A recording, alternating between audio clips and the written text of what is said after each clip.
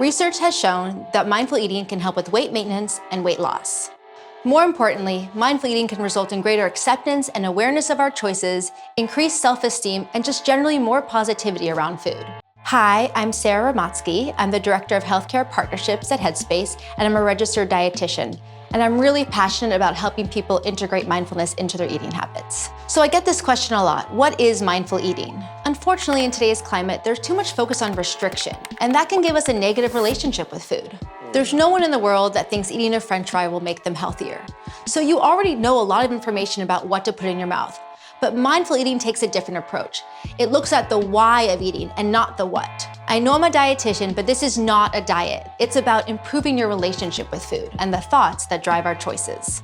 It's easy to forget that our bodies actually have cues that tell us if we're hungry because we've stopped listening to them. Take portion sizes, for instance. It's probably not news to anyone that in America, we're served way bigger portion sizes than we actually need. Research has shown that when we're presented with large portion sizes, we actually end up eating more than we need to. Even the sight and smell of food can make us think that we're actually hungrier than we really are. So how do you know when it's time to stop eating? A great technique is something we call the hunger scale. It's a tool that's used across mindful eating, and it works like this. Before you sit down to eat, think about a scale from 1 to 5.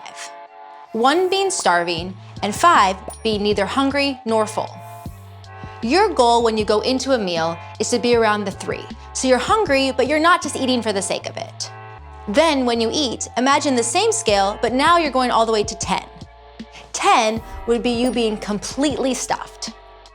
During a meal, your goal is to stop around a 7. So you're satisfied, but you're not so full that you feel physically uncomfortable. For many, this may be hard at first, and you may find that you still have food on your plate when you get to 7. But over time, as you start listening to your internal cues, you'll learn to gauge how much food you need to actually fill you up. It's really quite amazing when you start using this scale and compare it to what you were eating or what you served at restaurants.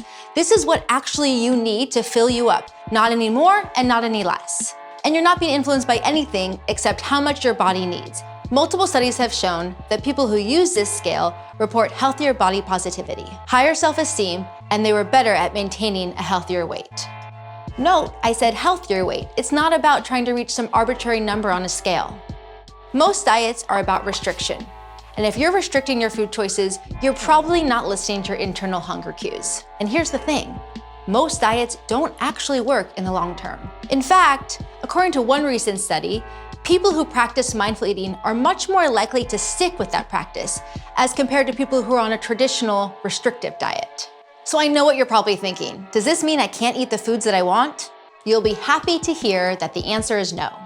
Let's say you just had lunch and you're going to the movies and you just can't imagine not having popcorn. You can still have the popcorn. Because if you've been paying attention, you already know what I'm gonna say, this is not a diet.